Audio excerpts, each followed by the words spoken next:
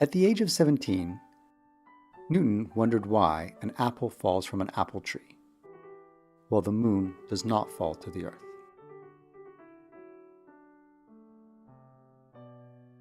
Until that time, people thought that objects on Earth, such as apples, did not follow the same laws as celestial bodies. Comparing the motion of the moon and an apple, and thinking that there might be universal physical laws valid on Earth as well as in the skies, was a revolution.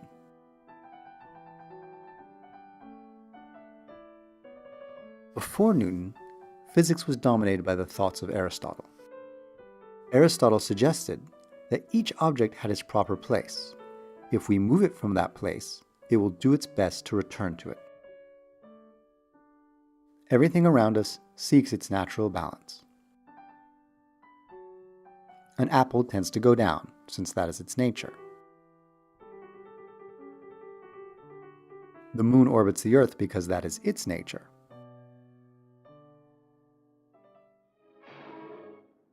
In fact, understanding falling objects is not so easy. By the way, folks in cartoons also have problems with physics. Here is the first law of physics in cartoons. Any object suspended in space remains motionless until it becomes aware of the situation.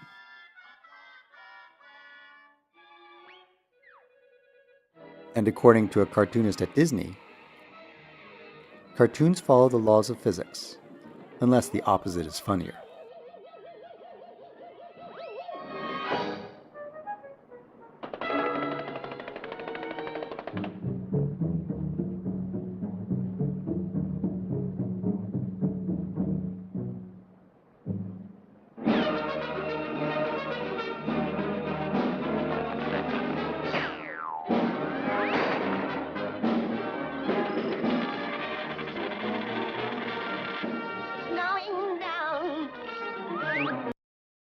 Newton came up with a universal law of gravitation.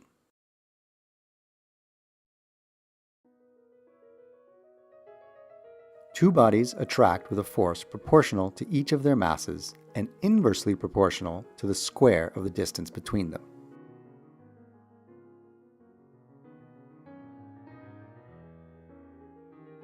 Where does this force of attraction come from? How can it be explained?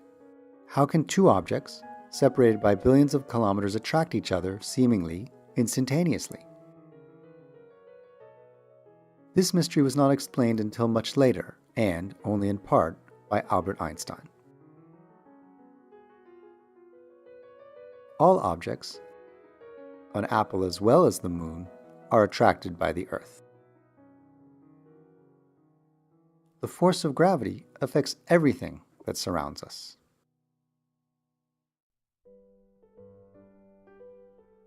Another great idea from Newton is that forces modify speeds. When a speed increases, we say that the object accelerates. So, imagine an apple affected by one force only, its weight.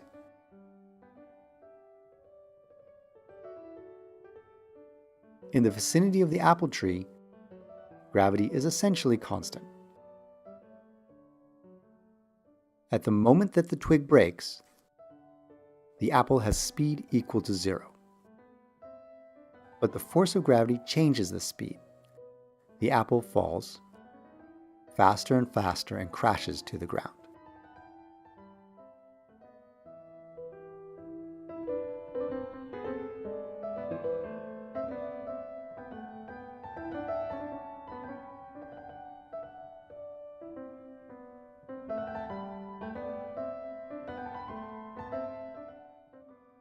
Newton goes further. He explains how, if we know the forces, we can calculate a trajectory. Here is a ball rolling on a plane. What will happen to it? Nothing. It will continue to roll at a constant speed. This statement, found in physics books, is true, naturally. except in that it does not match what we observe in day-to-day life. A billiard ball will eventually stop because frictional forces slow it down. But let's ignore those forces. When the ball is in contact with the ground reacts and applies a force in the opposite direction, preventing the ball from piercing the ground. So the total force acting on the ball is 0. If there is no force, there is no change in speed, and so the speed remains constant, as we have seen before. However, when the ground gives way, the ball is still subject to the force of gravity, that is, its weight, which now changes the speed. This is because there is no ground left to counteract the weight. Newton expressed all of this in one of the most important formulas of physics. F equals ma. F is the force, m is the mass of the object, and a is the acceleration. The acceleration is the rate at which the speed changes. In other words, the derivative of the speed. In our situation, the force of gravity is constant, directed downwards. So the acceleration is constant and directed downwards. The velocity vector will increase every second by the addition of a constant vector. Look at the trajectory. It's a parabola. If we know the forces that are applied to a system, we know the acceleration. If we also know the initial position and the initial speed, we can then predict the future movement. If you aim very well, and if you choose the right initial conditions, you can get incredible motions. An initial condition is not just an initial position, but also an initial speed. Look here. We have 3 planets without a sun following 3 closed trajectories. The motion is periodic.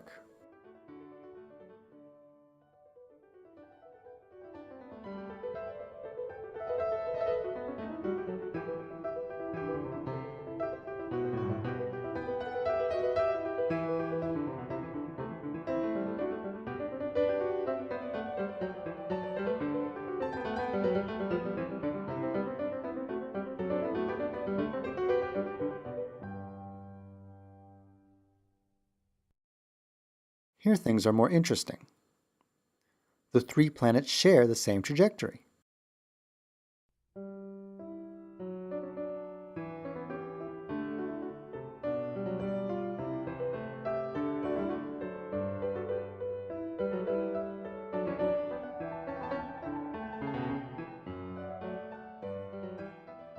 And here, the 3 planets also follow the same trajectory, a figure of 8. This is a planetary dance. It must be said that such an elegant ballet is difficult to choreograph. In order to arrange it, we have to aim very well, as in billiards. If we change the initial conditions just a little bit, wham! The beautiful choreography turns into chaos. By the way, if the moon is really attracted to the Earth, the way an apple is, why doesn't it fall to the Earth the way an apple does? Newton's answer is amazing. It does fall. If we observe what happens in the vicinity of the Earth, the force of gravity is not constant. It is always directed towards the center of the Earth and is less and less strong as we move away from the Earth. The Earth attracts the Moon by a gravitational force which influences its trajectory. However, because this is combined with a rotation, the Moon is constantly falling and never reaching its goal.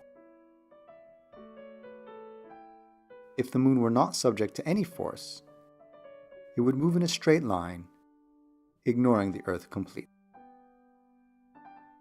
So let's take a fictitious moon at 384,000 kilometers above the Earth and let it loose.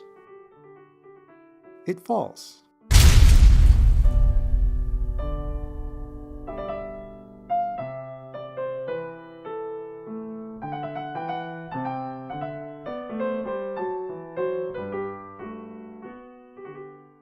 Second attempt. Let's launch the same moon with a small initial horizontal speed. The trajectory deviates slightly, but we have not avoided the catastrophe.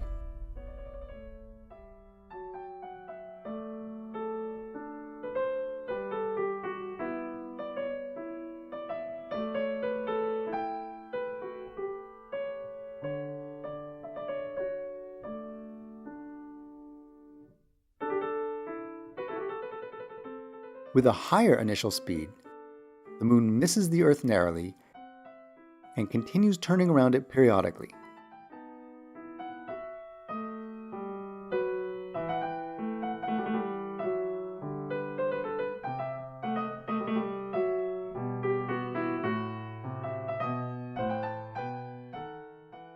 A higher speed yet, and the moon rotates on a circular orbit,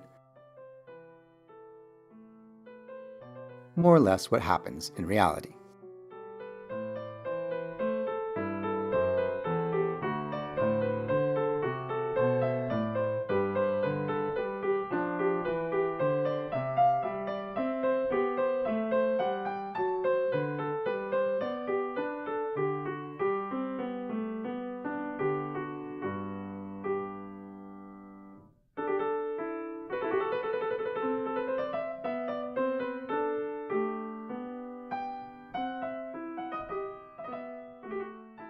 Too high a speed and goodbye moon.